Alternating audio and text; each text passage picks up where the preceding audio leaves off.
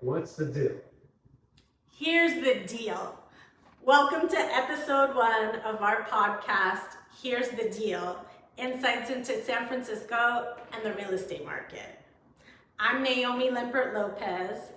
I'm Michael Liu, Jianyan Liu, if you know my Chinese name, of course. This channel is gonna be surrounding us, our lives, and real estate market of San Francisco. Before we start, let me ask you a question, Naomi. What led you into real estate? What was your path? I started in real estate in 1999. My path was a little jagged, but really it started with seeing the value of homeownership. After I came back from college and from living overseas, I noticed that my friends who were still in San Francisco, for the most part, was either because their family owned their home or the property they lived in, or some were smart or lucky enough to buy for themselves early. I started in tech in the first wave, the end of the 90s, and quickly realized that it wasn't my passion. I wasn't that interested, and it wasn't really a good environmental fit for me, so to speak. So I went to City College at night. I got my real estate license and I started working at an office on Market in Dubose, which is now a Fidelity National Title office. And at that time, that was a Century 21. We don't have much Century 21 here in San Francisco anymore. That office had been really strong in the 90s in what we call District 5, so the Castro, Dubose Triangle, Mission Dolores, Noe Valley. And unfortunately, both of the brokers, the initial brokers who were really both very dynamic, both passed away of AIDS. And so I joined that office. It was a good office, but without those two brokers, it just wasn't as strong. I was working with a couple of agents there, and then I moved to a small boutique brokerage in Noe Valley, where I worked for 5 years. And then in 2005, at the beginning of 2005, I hightailed it to Coldwell Banker, the Pacific Heights office, the same one where I work now. So it's been about 19 years at that office, and it's been great. There's been a lot of changes in those years. I've seen a lot of markets, and I still love what I do. I still love providing wealth building opportunities. I love homes. I love people. I love San Francisco. I love San Franciscans. And yeah, that's my path. How about you? How did you make it here to Coldwell Banker? Well, it's a long story, even though in my short lives. Well, I grew up in China, and in China, it's really hard to get a place to own it, to being able to afford it in the city. So my family used to like rent a lot of places. We move around every like 2-3 years. What city did you grow up in? Beijing, the capital, so the most expensive city you can name. And my dad always told me that we don't need to buy, we can just rent for our lives. But then growing up, I just thought it wasn't like the right way to do it. It just, at the end of the day, we don't have anything to stay, to call home. And we're just, paying other people's mortgages. And after I came here for college, I was majored in marine and coastal science. And the reason why I majored in that is because I didn't want to comply with my parents. I didn't want to do economy. I had a passion in art. And they said that I'm going to start. You have a very artsy hat. Yeah, well, so I've been told. But they told me I'm going to start if I do art, if I pursue that way. So just to go against them, I chose biology, marine coastal science. I still get some sketching, some drawing into my notes. I guess it compensates of what I lost in my passion, I guess. And going toward like like finishing up my college, I just thought to myself, like, what am I gonna do for the rest of my life? You know, I didn't have a chance to pursue my passion, and And you knew you wanted to stay here. yeah, Yeah. and I thought to myself, if there's one thing that combines art, combines people, and combines other people's passion and ownership, or you know, a place that you can call home, that's real estate. And even though it's not like you see it every day, but good architectures are just such a good piece of art to look at. And also interiors, the designs are just, you know, just terrific. And to me, I thought to myself, that would be great. So before I graduated my college in Davis, I spent like a summer to complete the course, and then I waited until I got my working permit to take the Very test. important, get a working permit. Yeah. And then when I was looking for brokerages, I actually talked with Keller Williams, EXP, and also Coldwell Banker. I went to their interviews, I went to their events, and then at the end I just decided Coldwell Banker is more for me because it's more hands-on, it's more people to people, and when I talked to our branch manager, Don, I told him that if I were to sign, I need a mentor, someone to carry me into the game and teach me hand to hand, and that way I can learn the best. And Don is the one that gave me this opportunity to connect to Naomi, and we've been great partners since then. Absolutely. It's such a gift, and I very much also am a big believer in mentorship. I didn't exactly have a real estate mentor. I had a few different ones in different pieces, but that's one of my biggest pieces of advice that I would say to any new agent coming into the market: get a mentor. And that's not only real estate, that's life. It's a lesson I've learned also. Really the value of mentorship and of a trusting relationship where everybody benefits. So yeah, definitely. It's a process of learning. It's always good to have a teacher that's by your side and answers your questions, your confusions, so you don't make mistakes. And even if you make mistakes, you know it right away, so you can fix it and, you know, be better. yeah, of course. And of course I learned too to have fresh eyes after this many years in the game. Sometimes I can even feel a little bit jaded, and so sometimes to just see it through different eyes, different lens is just also such a value. So big plug for mentorship. Yeah. Okay, well, let's get into some interesting topics that we have been kind of talking. We talk all the time, of course, and The elephant of the market. yes. The SVB bank failure. How's Right. it going to affect the market? What are your thoughts on it? What do you think is going to happen next? Yes, this week, aside from the rain, which we finally have a good, nice day here, what we're hearing so much is a question about Silicon Valley Bank, that failure. What happened and how is that going to impact? I've been in a ton of meetings this week with I have a national mastermind group, I have a national accountability group, different Coldwell Banker groups, and everybody is asking about SVB. And of course, us being in the Bay Area, you know, it is really, we see it close hand. So my experiences, first of all, my experiences with SVB on the mortgage side, those really have been my only experiences with SVB. And on the mortgage side, they were not a retail lender, that you had to be an SVB client, and the SVB clients were commercial clients. This is from my perspective. I don't know the lending norms, I haven't spoken to them.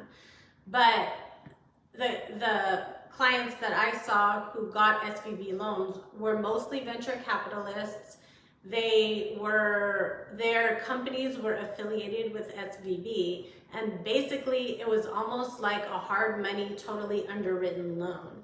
They seemed to be an in-house product. If I got a pre-approval as a listing agent from an SVB pre-approval, or also representing buyers with SVB pre-approval, it's a done deal. Like, they would give mortgages on margins.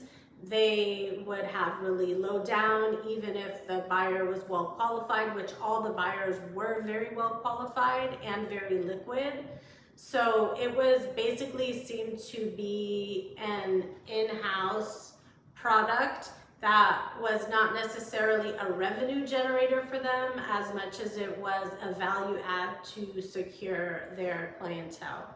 So that was my experience in dealing with SVB. Very easy to deal with, always quickly done, very little I guess road bumps in dealing with their loans. They always closed. And we started hearing, last week, the little rumblings about the market, and then very quickly they were shut down. And a lot of people have asked me, does this feel like 2008? And I very much remember 2008. Washington Mutual was the big one at that time. And that felt totally different, to be honest. Like, at that time, it felt like we were really walking an edge of buyers who were not qualified. So buyers who had gotten loans with very little down that relied basically on appreciating markets for equity. Maybe they were not well qualified. Washington Mutual seemed to be a big bank with a lot of tentacles that was very aggressively getting loans, and it was hard to figure out how strong the bank was behind that. Whereas SVB always felt like a strong bank. Like, it felt like they were building client relationships, they had liquidity. And from what I'm hearing, the issue with SVB was really about optics, that it wasn't related to shady loans, which basically is what was happening at Washington Mutual. But the optics of the CEO coming out and saying, hey, we're having problems. And then everyone descended, pulled their money out, and everything fell apart. So I think it was, which you have to wonder about the leadership and the messaging, to message in that way that is going to create fear in the marketplace. And that seems like that's what happened. So, and the government stepped right in to back all of those up. Now, of course, we are in the Bay Area, and so this really impacted a lot of our startup businesses, a lot of our tech businesses. One of my colleagues in Seattle told me that the only dealings that she had ever had with an SVB mortgage was through some Facebook employees. So, I think it was very impactful, but because the government stepped in and covered all those deposits, that it took a little bit of the sting out of it. Also because SVB did have cash, so it's not like they didn't have anything. I don't know. It just feels a lot different than it did in 2008. Because in 2008, it felt like a symptom of a much bigger issue. And while this feels a little bit like that, this feels not a symptom of a housing market issue, but a symptom of a messaging on the bank side issue. And potentially banks maybe over relying on very high deposit or high value customers. Yeah. So what are you seeing in the market in this year after the crazy 2022 have finished? Yeah, I would say 2023 is starting out definitely a lot different than 2022. 2022 started out strong, and then as the rates started going up and people started getting nervous, the end of the year was, well, Yeah. very challenging. We would have open houses and nobody would come. Literally Saturday and Sunday open, nobody would come. And these are good value, well priced properties relative to the comps and relative to the market. There just were not buyers out there. People were nervous. People were, I think, shop worn. Agents are shop worn, all the things. And then this year it's been a lot busier. Like a lot of the properties that were kind of sitting on the market through last year, it feels like got absorbed. Some of my listings that were harder to sell at the end of the year got sold. This year we're seeing multiple listings again on certain properties.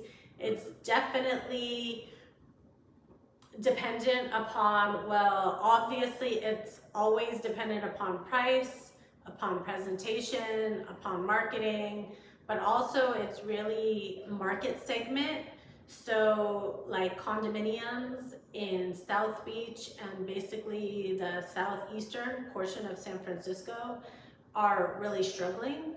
And yeah, that is just because, guess what? Supply and demand is a real thing, even in San Francisco, that there is more supply of that type of a product. There are more high rises. We have a housing plan where we have to build a certain number of units, and where can we build but up? So there are high rises. There are high rises in those areas, and those are less established neighborhoods. So there's just a lot more of that product in the market and less buyers, and so it's taking longer to sell. And economy folks, what happens when there is more supply and less demand? What happens to prices? It goes down. Woo! Yeah. Yes. So that's what we're seeing. And I think also we're seeing volume across the board is down. I'm hearing that from my colleagues all across the country. For sure, we're seeing lower volume in San Francisco too, that people are just sitting put. If they don't need to move, if they're not really motivated to move, then and if they've maybe refinanced in the last few years with lower rates, they're staying put. So volume is down, which on the one hand is driving more interest in really good properties that are well priced because there aren't a lot of them. And then on the other side, there is a lot of inventory in certain market segments. Yeah, well, I think we're definitely seeing a change in the market. It's warming back up again. Yeah. I think the Bay Bridge usage is like 70-80% pre-COVID now, even with all the empty offices, all the layoffs, which is unfortunate. Right. But we're definitely seeing the market going back to normal. That is, in my opinion, that's what's going on. Yeah, I mean, I think you bring up a good point about the Bay Bridge and usage, because I think when we're talking about a more macro level picture of San Francisco, and that's another thing, I've been attending more economist meetings than I have ever attended in my life in the last just few months. And really, I think San Francisco's bigger picture, and something that I for sure have an eye on, and for sure the city has an eye on, is downtown.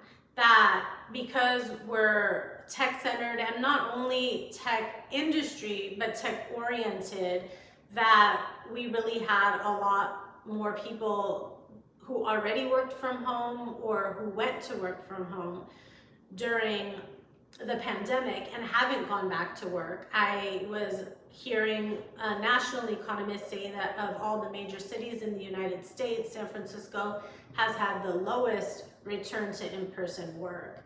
And that's definitely an impact here, that we have basically a hollowed out downtown core, and that is impacting commercial values and leasing, but also it impacts residential in areas directly surrounding there, and also in commute patterns and in what people are looking for in properties.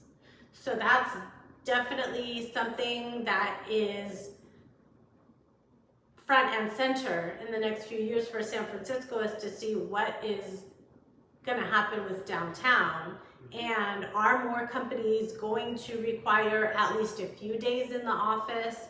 What is that going to look like? Yeah, definitely. What do you think? Do you think people are gonna come back? Because when I walk in downtown, there's a lot of like empty offices, and I feel like if the city's trying to, plan more affordable housings for people, maybe we should encourage more mixed-use buildings to really put those empty buildings in use, not just sitting there and no one, can access it, and no one wants to come back because there's not enough space and they don't have enough money to afford the high prices. Yeah, I was on a call yesterday with the Housing Action Coalition, and they were talking about the San Francisco Housing Action Plan, where basically, it's a popular news item right now, but basically the city has 8 years to build 82,000 units of housing, and this is based on census numbers. So census projections are that more people are going to be coming to San Francisco, that the population of San Francisco is going to be increasing. And yeah, that's another thing that's out there. Where are we going to build it? Where are the areas, and how are we going to limit the roadblocks to building? So there was a lot of talk about Stonestown, about Park Merced, about Treasure Island. Those were some of the big projects. And there was also some discussion about maybe repurposing, as you were saying, some of the vacant office buildings. I think from a cost perspective, that's not always the easiest. Sometimes it actually costs more to refit those buildings for residential than it would be just to build. But all of these things are going to be on the table. I think San Francisco and a lot of cities, I mean, the global population is increasing and people are more and more living in cities. So how is San Francisco and these other cities going to respond to the needs of a wide swath of occupants? These are all things that are going to impact San Francisco. That's really good. I don't think I was thought of it. So what do you think, the key trend's gonna be for the next 2-3 years or the next 5 years? Yeah, it's a good question. I mean, I think that the working from home and hybrid working and where people work and how they get there is going to be really important. What happens with the housing action plan, what happens with building new units and where they're going to go, and all of that is of course going to support, also relate to transportation.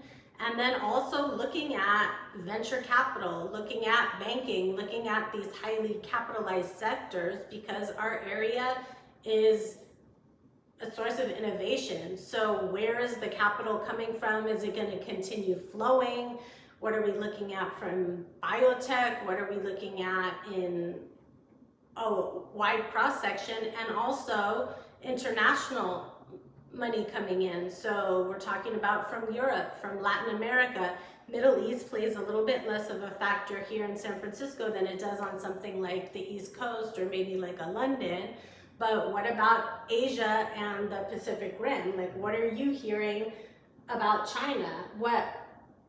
It felt like there was a lot of Chinese money coming into our market before COVID, and I think that there were, from what I heard, that there were some restrictions to money leaving the country even before that. But once COVID hit, we really saw that mostly dry up. What are you hearing? What are you seeing? Yeah, so before COVID, we have like these restrictions of how much currency you can exchange each year, and I think right now it's about $50,000 each person each year. Okay. And before that, I think it was more. It was my parents doing it for my tuition, and even for tuition, we had a hard time to transfer the currencies. And the whole thing about the restriction is Chinese government wants to keep the GDP just inside the country, to not let it like spill out to other countries like the States, like Europe, like Britain, like, and that's why they have these restrictions. And when COVID happened, everything was locked down completely. You can't even go out of your apartment complex, and you have to get checked every week. They go to your house and knock on your door to make sure that you get a negative test for COVID. Wow. And so you can imagine how difficult it is to like travel all the way. Everything frozen. Travel to the States. Yeah. And also the government policies on people who have money is more strict now than before. And even if you're a foreigner who has property and assets in China, you can't really take it out. So how do you see that freeing up in any way? How do you see people being able to come back to re-enter our market? So right now, at least the traveling is freed. You know, people can fly here and actually look at things that they want to buy. But in terms of whole cash purchase, it's gonna take a while. And the restriction on currency exchange I think is never gonna stop unless we become allies, China and the States, or we have a bigger enemy together. And otherwise, it wouldn't have that much change. And also looking at you, Kim Jong-il. Yeah, and also the alliance of China, India, I think Russia, and 2 other countries is not a good future for international buyers to buy in the States. And well, there are specifically Chinese. Yes, specifically Chinese buyers, and they want to get their money out because after COVID, after what happened, people realized that you don't have that much freedom, even if you have all the money.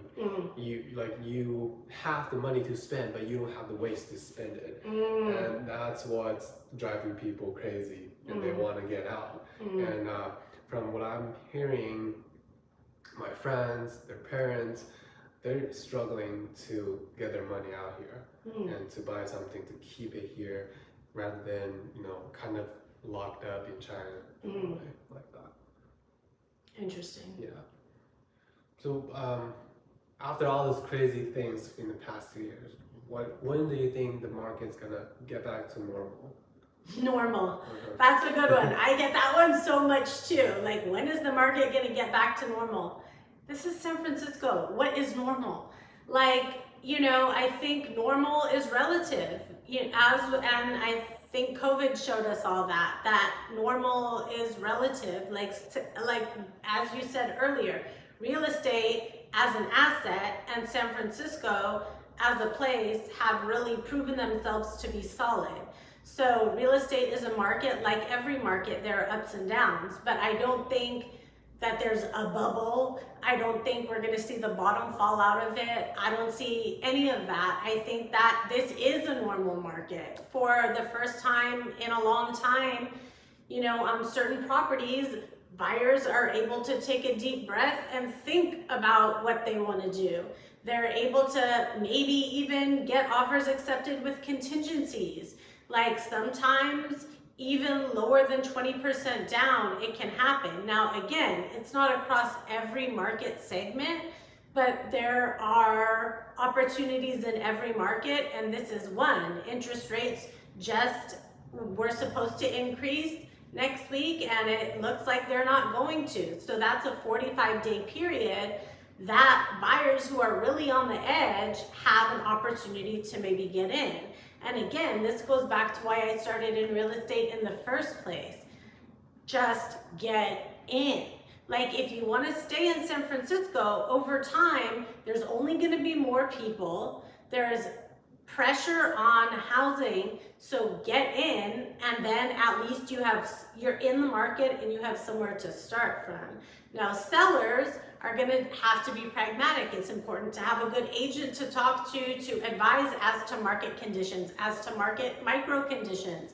How can you present your property in the best light? Who are the demographics we're really marketing to? Like, all of these things are all increasing factors and all contribute to it being a normal market. Yeah. So back to the 45-day period you were talking about. Why is it 45 days? What do you think is happening after that 45 days? Oh, right. Yeah. Well, maybe I didn't mention, but I have attended many economic forecasts in the last few months, and basically all the economists are saying that they think that the next time that we're going to see rates tick up is May. Now, of course, anything could happen between now and then. Nobody has a crystal ball, but the Fed has indicated that they see rising interest rates as the way to curb inflation, and that they're committed to this path forward. Now, we haven't really seen that so much since the 90s, but after that, we started printing money and printing money and printing money and printing money. And at some point, we're gonna have to pay it back. So it does seem, from my lay perspective, to be prudent to do it that way. Of course, I'm not an economist, I'm a mere San Francisco realtor, but it does seem like interest rates are going to start going up a bit. They're not so bad, and what we're seeing also a lot right now is that people, instead of getting a 30-year fixed, they're either getting maybe a 5-year variable or a 10-year, where the rates are actually quite similar to what they would have been last year, and the payments are similar. It's just a different loan product, with the idea that they're going to be building equity in that time. They're going to hopefully be making more money at their jobs and also potentially be able to refinance. So I think that, yeah. That makes right now a good time to buy. Yeah, for sure, definitely. I mean, it really does feel like it's a good opportunity. You want to hear that joke? Always. Okay. If you ever get locked out of your own house, what should you do? Talk to the keyhole, because communication is key. Okay, I have one too. What does a house wear? A dress.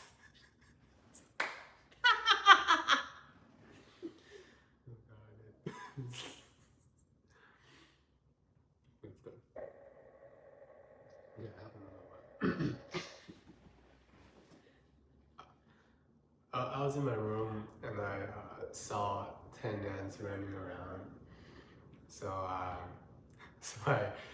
grabbed a cardboard box, I gave them a house, put them in there, and now I'm a landlord with my 10 ants. 10 ants! Oh my god. So bad. This is so